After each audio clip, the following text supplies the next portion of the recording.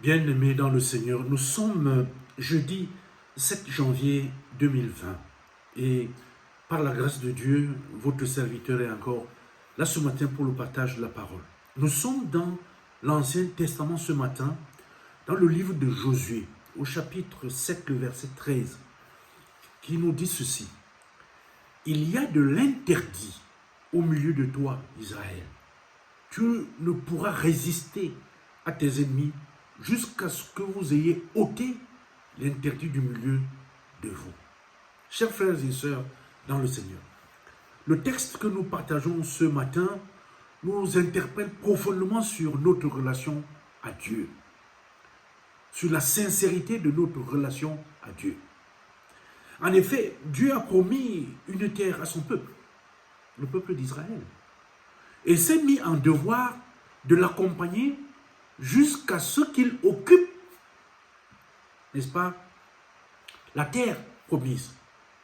Alors, sur le chemin de la terre promise, après avoir conquis Jéricho, la plus puissante ville de la terre promise, les Israélites ont été battus par une poignée de soldats dans un petit village appelé Haï. Josué était effondré. En fait, Josué a envoyé, il envoie ses troupes et au lieu d'attendre, n'est-ce pas, que ça se passe selon la volonté de Dieu, les conseillers lui disent il faut juste 3000 personnes, bon, ça sera réglé. Eh bien, ils ont été battus par une petite poignée de soldats dans ce village. Alors, la Bible raconte que Josué déchira ses vêtements et tomba la face à terre devant l'arche de l'Éternel. Et il a prié Dieu en ces termes. Seigneur, tous les habitants du pays la prendront. Nous encerclerons et retrancherons notre nom du pays.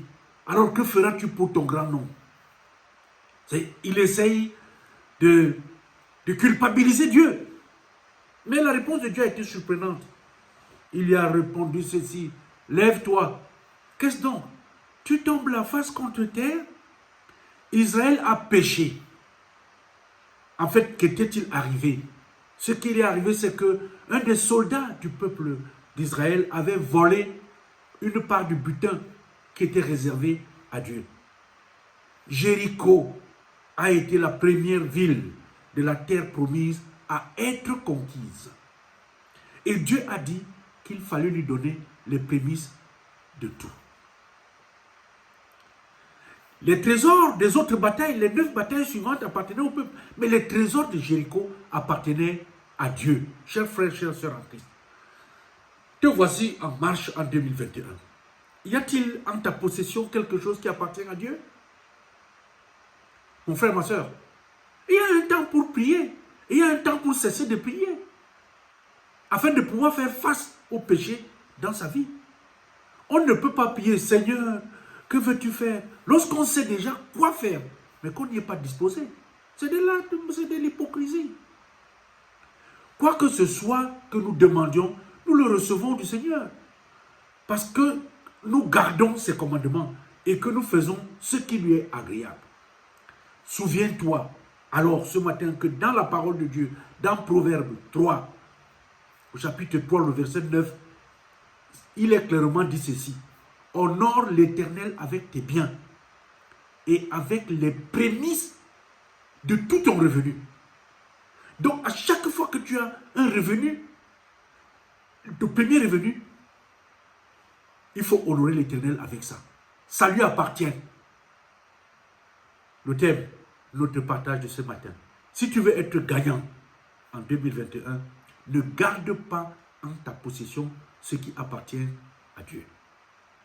Alors examine-toi. Qu'est-ce que tu as déjà retenu? Et quelles sont tes chances pour 2021? Si tu veux être gagnant en 2021, ne garde pas en ta possession ce qui appartient à Dieu. Amen. Seigneur notre Dieu, nous te disons merci pour cette nouvelle journée de vie et merci pour cette parole. Merci de nous rappeler qu'il y a des domaines qui te sont réservés, des choses qui t'appartiennent à toi et que nous ne devons pas y toucher. Seigneur, viens donc nous éclairer chacun pour que nous puissions lire en nous ce que nous avons et qui est en ta possession pour que nous te le restituions. Nous ne voulons pas être des perdants, en 2021. Nous t'avons prié au nom de Jésus. Amen.